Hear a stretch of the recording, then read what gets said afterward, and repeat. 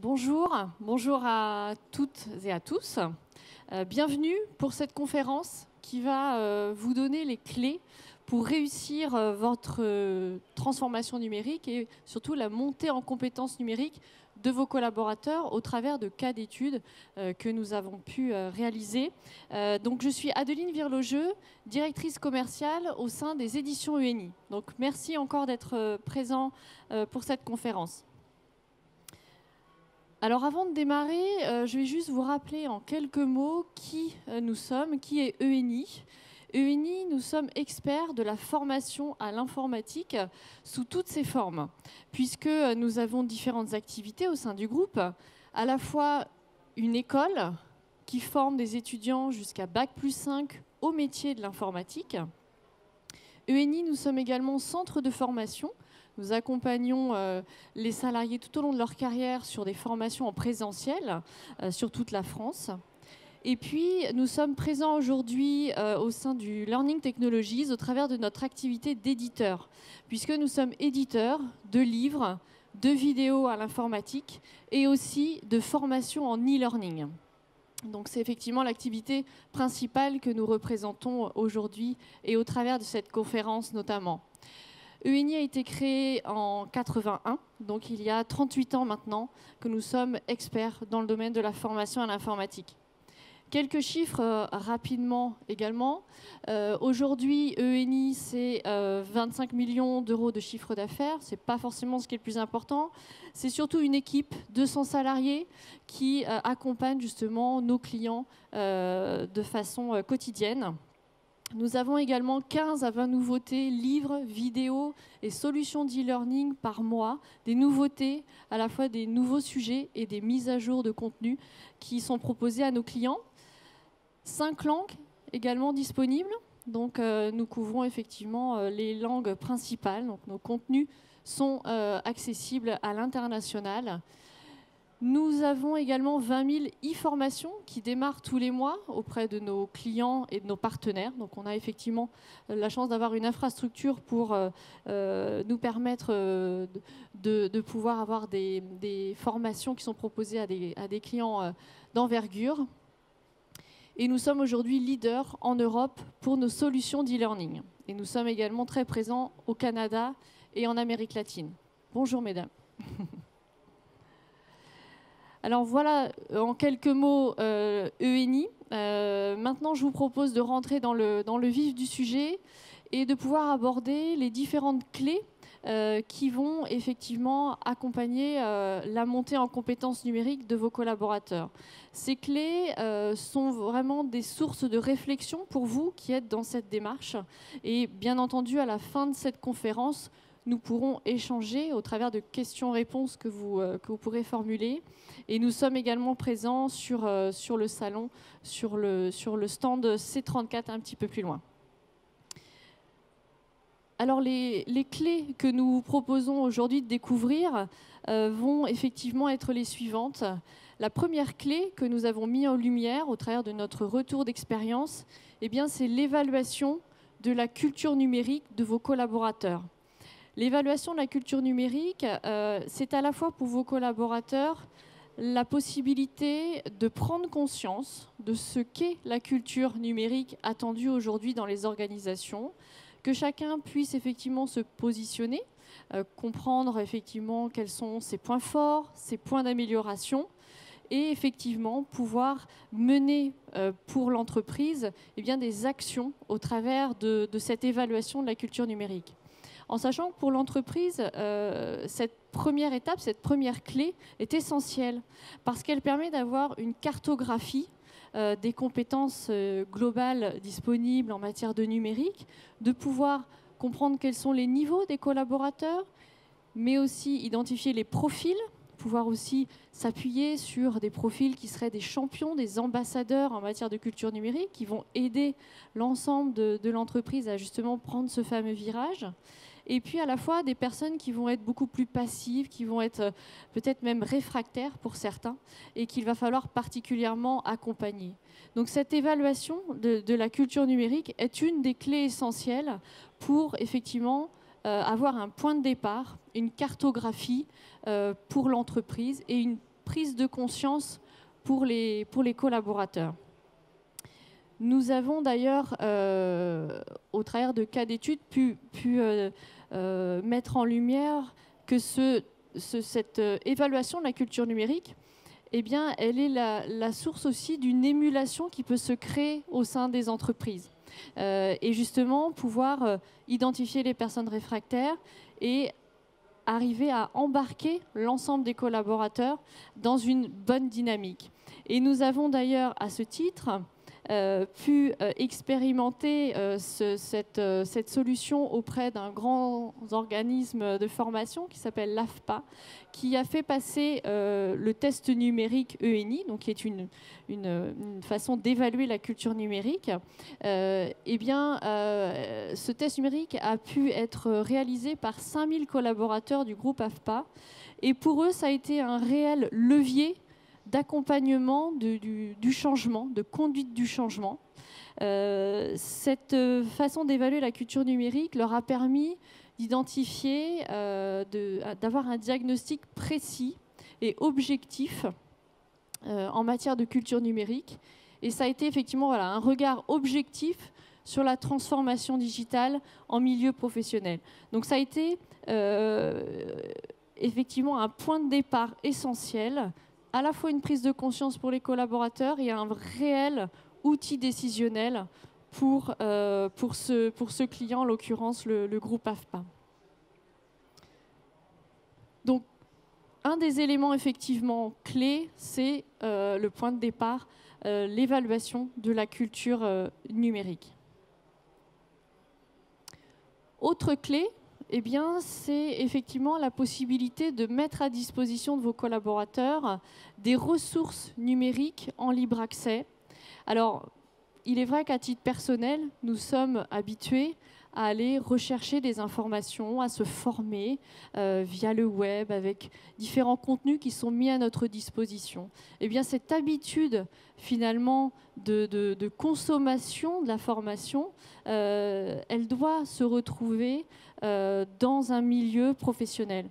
Il est vrai que, à titre professionnel, les entreprises se doivent de proposer des formations et l'accès à de la formation de façon agile. Et c'est la possibilité de donner accès à un socle de connaissances commun à l'ensemble des collaborateurs d'une organisation.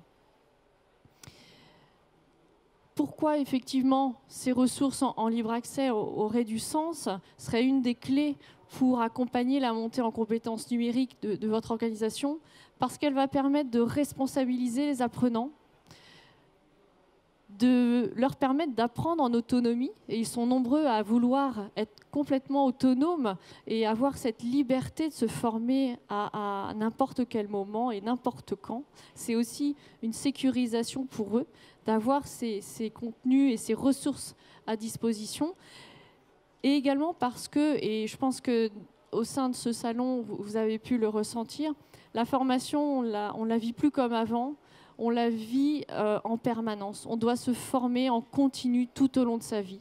Et évidemment que l'organisation, votre organisation, doit pouvoir accéder à ce type de nouvelles façons de se former, en rendant effectivement la formation accessible et agile. C'est une responsabilité que vous avez aussi au sein de votre organisation.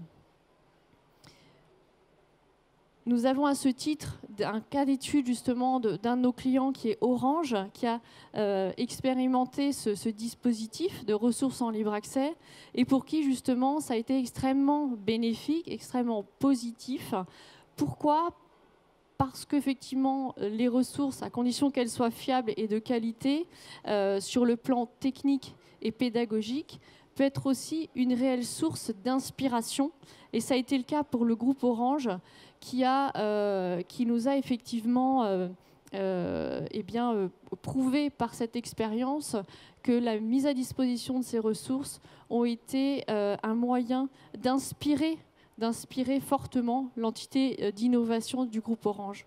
Donc, à la fois cette mise à disposition de ressources en libre accès est un moyen d'être en veille technologique, de s'informer en permanence, de se préparer sur des projets et de continuer à se former tout au long de sa vie de salarié de façon globale. Donc effectivement, c'est une des clés de la montée en compétences numériques, le fait de pouvoir mettre à disposition des ressources en libre accès. Autre clé importante, c'est d'être capable de proposer des formations qui seraient ciblées. Pourquoi ? Parce qu'effectivement, il est important de pouvoir monter en compétences de façon extrêmement ciblée sur un sujet précis, avec la possibilité aussi d'être accompagné par des tuteurs, donc d'aller plus loin dans un accompagnement qui serait humain et qui serait associé à une solution de e-learning. Donc, chez ENI, effectivement, les e-formations ciblées font partie intégrante des briques de la montée en compétences numériques. Et nous avons pour cela, d'ailleurs, nous avons une représentante du groupe La Poste qui est présente ici. Nous avons la chance de travailler avec le groupe La Poste qui est en pleine transformation, qui a relevé un challenge extrêmement important en matière de transformation digitale et qui, de ce fait, a dû effectivement faire évoluer la formation au sein du groupe. Et la formation, eh bien, il a fallu effectivement la structurer avec des contenus ciblés qui soient des contenus permettant une réelle montée en compétences. Quand je vous dis une réelle montée en compétences, c'est la possibilité de se former, par exemple, par la pratique et pouvoir transposer immédiatement ce que l'on a appris pendant sa formation. Et le groupe La Poste l'a expérimenté avec nous, justement, et a pu apprécier, de par son expérience, l'équilibre entre la théorie et la pratique, le fait d'avoir effectivement, de ce fait, un ancrage mémoriel immédiat. On se forme, on pratique et on retient, bien entendu. Et puis le fait de transposer ce qui a été acquis de façon, comme on l'a dit, immédiate dans la formation. Donc avec le groupe La Poste, nous avons la chance de les accompagner sur leur formation Office 365, puisque ça a été aussi un changement en matière notamment de méthode de travail et d'appréhension de ces nouveaux outils, ces nouvelles applications. Donc on a effectivement ce retour d'expérience qui est extrêmement intéressant et qui a fait ses preuves au travers de ce type de grands comptes en pleine transformation. Et pour reprendre les propos de Tatiana Meunier-Audap, qui est responsable formation au sein du groupe La Poste, c'est vrai que le choix des e-formations ciblées et de l'e-learning par la pratique a été extrêmement déterminant. Et le fait de pouvoir permettre aux collaborateurs du groupe de se former en construisant sa réflexion, en pratiquant, en faisant des erreurs, en recommençant, etc., a été une des clés réellement de leur montée en compétences numériques. Et le challenge est extrêmement important, puisqu'au sein du groupe La Poste, nous avons 218 000 collaborateurs qui sont concernés par ces nouveaux outils et ces nouveaux usages. Donc évidemment, il s'agit d'un élément clé qu'ils ont pu expérimenter et qui a fait effectivement ses preuves. Et pour aller plus loin, justement, dans cette montée en compétences, comme on l'a évoqué, cette montée en compétences par l'e-learning, par la pratique, eh bien, nous avons un cas d'étude, par exemple, avec APRR, qui fait partie du groupe EFAGE, qui a fait le choix d'associer à cette solution d'e-learning eh bien, un accompagnement humain sous forme de tutorat à distance, puisqu'effectivement, il y avait une population qui était répartie sur différents sites, en France notamment. Et l'accompagnement qui a été réalisé par nos soins a été l'occasion d'aller encore plus loin dans l'analyse des besoins de formation des collaborateurs et a permis aussi de pouvoir délivrer de réelles astuces en fait, par nos tuteurs sur l'e-learning, c'est-à-dire donner des conseils et des bonnes pratiques pour s'organiser et se former de façon optimale.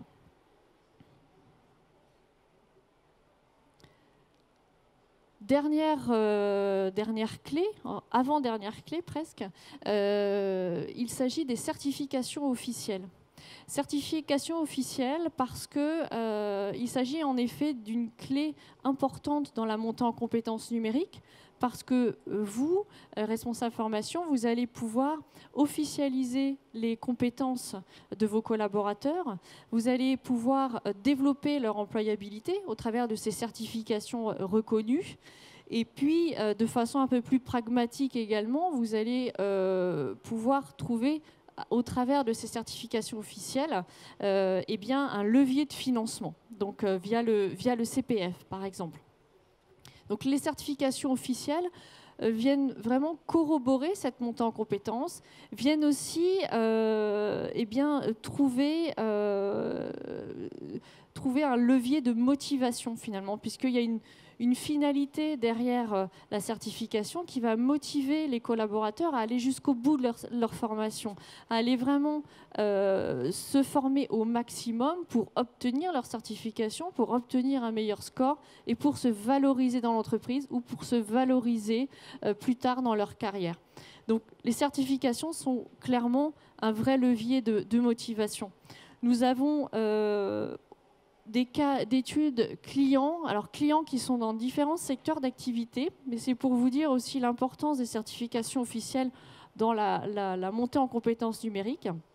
Nous avons par exemple des cas d'études au travers d'Audencia, qui est une grande école de commerce, qui certifie leurs collaborateurs, enfin leurs étudiants plutôt, pardon, sur tout ce qui va toucher à la suite Office Microsoft au travers de nos certifications officielles. Donc c'est un moyen nouveau et comment dire, extrêmement pertinent d'engager aussi les étudiants dans leur formation. Donc nous avons en effet cet exemple précis qui est une école de commerce Audencia. Nous avons également d'autres exemples au travers de centres de formation, par exemple, Vaelia, qui est basé dans le sud-ouest de la France, qui eh bien, utilise les certifications comme levier de financement au travers de ses clients via le CPF. Et puis un autre exemple aussi d'une entreprise dans le secteur privé qui est Bouygues Télécom, qui travaille en co-construction avec ses collaborateurs, avec effectivement la possibilité de leur côté de pouvoir, les collaborateurs de mobiliser leur CPF, et puis pour Bouygues Télécom, la possibilité eh bien, de leur laisser l'accès à ces formations pendant leur temps de travail. Donc les certifications sont clairement un levier de motivation, d'officialisation des compétences et aussi de financement de façon assez ouverte maintenant avec le CPF. Dernière clé. Dernière clé qui vient vraiment en toile de fond finalement des différentes étapes que je vous ai évoquées juste avant, c'est la communication. C'est vrai qu'on en parle énormément, j'imagine, dans les conférences que vous avez pu suivre. Ça reste essentiel et on ne le dira jamais assez. Pour qu'une montée en compétences numériques se fasse de façon optimale, il faut que le projet soit bien accompagné et qu'il y ait une réelle communication autour de ce projet. Et la communication, elle se fait de façon régulière, intense et à chaque étape du projet.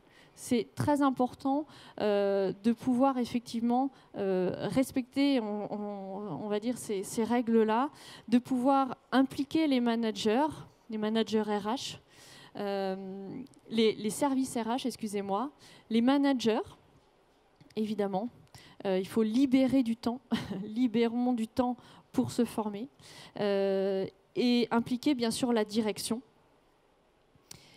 Et puis pour des écoles, il y en a peut-être ici, ou des centres de formation, dans le cadre justement de solutions digitales, il faut aussi impliquer les formateurs. Et c'est effectivement un élément important. Donc la communication est une des clés effectivement de cette montée en compétences numériques. Je vous propose de résumer ces différentes étapes que je viens de vous évoquer, et puis à l'issue de cette présentation, on pourra bien sûr échanger librement. Les différentes clés, donc, c'est l'évaluation de la culture numérique des collaborateurs d'une organisation. C'est la mise à disposition de ressources en libre accès pour inscrire les collaborateurs dans une culture apprenante. C'est la possibilité de former de façon ciblée avec des solutions de formation par la pratique qui peuvent être aussi associées à un accompagnement humain. Et enfin, il s'agit de certifier, de venir corroborer toute cette montée en compétences via des certifications officielles. Et en effet, avec en toile de fond, une communication qui doit être intense et régulière. Je vous remercie vivement pour votre attention. Merci beaucoup. Et puis, bien entendu, on reste à votre écoute, toute l'équipe ENI au stand C34 pour pouvoir poursuivre ces échanges. Et vous avez d'ores et déjà peut-être des questions. Absolument, ce n'est pas encore complètement fini. Oui. Si vous avez des questions à poser, n'hésitez pas. Alors, vous n'êtes pas nombreux, vous ne pouvez pas vous cacher dans le groupe. Là, il faut pas... Alors, moi, j'en avais une. Oui. Quand on a identifié des technopathes, des gens qui sont compliqués, qui n'aiment pas le numérique par définition, comment est-ce qu'on fait pour les faire aimer ? Comment on fait pour les faire aimer? C'est une très bonne question. Je pense que déjà, il est important justement de détecter ces personnes, déjà d'une part. Et puis effectivement, le fait de leur faire passer une évaluation de la culture numérique, donc le test numérique en l'occurrence, on a déjà des expériences importantes dans des grands groupes où il y a forcément des réfractaires. Et le fait d'être dans une dynamique, d'être tous justement impliqués dans cette stratégie digitale, de tous pouvoir prendre conscience, c'est aussi une chance, de son positionnement en matière de culture digitale, eh bien, c'est effectivement une des clés pour pouvoir les accompagner au mieux, les identifier et les accompagner. Les accompagner aussi au travers de ceux qu'on a pu identifier comme étant, par contre, des champions, en tout cas des personnes très dynamiques en matière de culture numérique, qui vont justement amener en interne à faire évoluer les gens qui seraient réfractaires. Et toute la on va dire la dynamique au travers de cette évaluation de la culture digitale, eh bien, elle va effectivement être extrêmement importante pour l'avenir et elle va pouvoir justement faire changer les habitudes. Et c'est, comme le disait l'AFPA, un véritable levier de conduite du changement, cette première étape. Dans la salle, vous êtes plutôt qui sont organismes de formation ? Qui c'est qui est responsable de formation? Les autres, vous faites quoi en général? Ouais, déjà, c'est pas mal. Ça... Vous faites quoi en activité? D'accord, de la formation corporate. Tout le monde a... Oui? Pareil? Très bien. Tout le monde a une dimension numérique dans ce que vous proposez?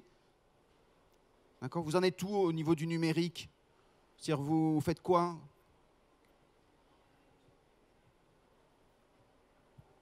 Pour tout vous dire, votre présentation m'a beaucoup frustrée parce qu'il y a peu de choses concrètes derrière. Ce que vous racontez, on le sait déjà, donc je vous le dis. Je serais curieuse de savoir quelle est votre modalité d'évaluation de la culture numérique. Oui. Ça passe par quoi? Un questionnaire, une mise en situation? J'aimerais voir concrètement ce que ça donne. Merci. Mieux que ça, vous allez le passer.